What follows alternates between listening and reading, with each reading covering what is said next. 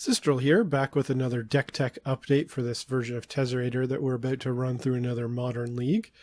This one is mostly the same, but you'll see some interesting changes that I want to try out. I got this idea from a user named Boom Forest on the MTG Salvation forums in the Tezzerator thread. I'm kind of skeptical about how well this is going to work, but it seemed kind of like a fun thing to try out.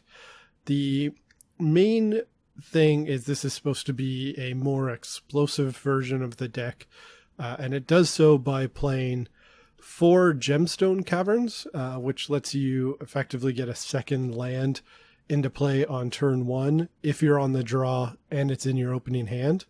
As well, it plays 2 Simian Spirit Guides to kind of do a similar thing, although it only happens once. And it also then runs, because you're running these kind of extra mana things, a couple Chalice of the Void in the main does make some sense to potentially get turn 1 Chalice on 1.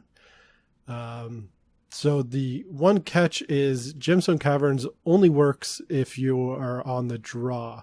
So apparently with this deck, with this version, we're supposed to always take the draw. So kind of feels bad when you don't have a Gemstone Caverns in hand and you won the die roll and you're on the draw, but it seems kind of fun, so I thought I'd try it out.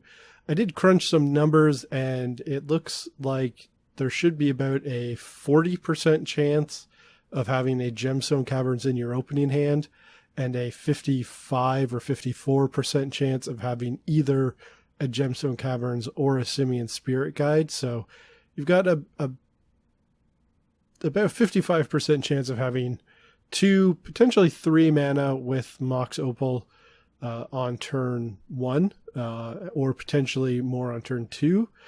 I did go up to, based on his deck list, add the 4th Mox Opal, because again, it's kind of a more explosive version, so we want the 4th Opal, I believe.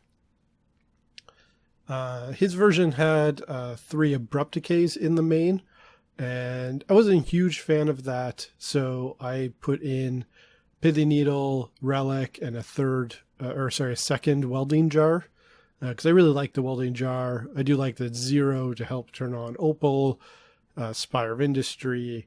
I like that protects your artifacts against Kolaghan's commands, which can be in the main, stuff like that. Otherwise, and we did go back up to full 4 Tezzerets.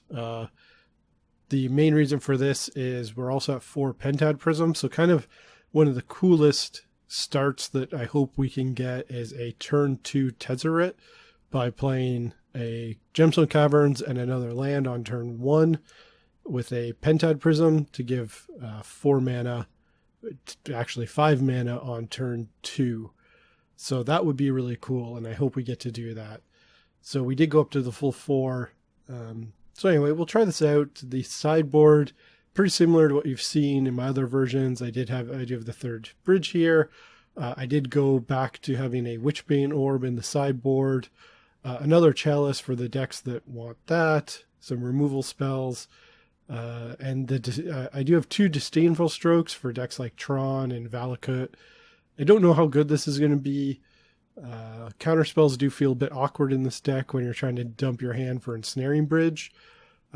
But I think against the decks that you would want Disdainful Stroke, either Bridge isn't good or Bridge with like 1 card in hand is completely fine. So we'll give it a try. Other than that, very similar to what you've seen before. The main thing we want to try is this supposedly more explosive version and see how it goes, playing on the draw every time. Probably going to confuse some opponents when we win the die roll and then take the draw, but I think it should be fun. So we'll see you shortly for round 1.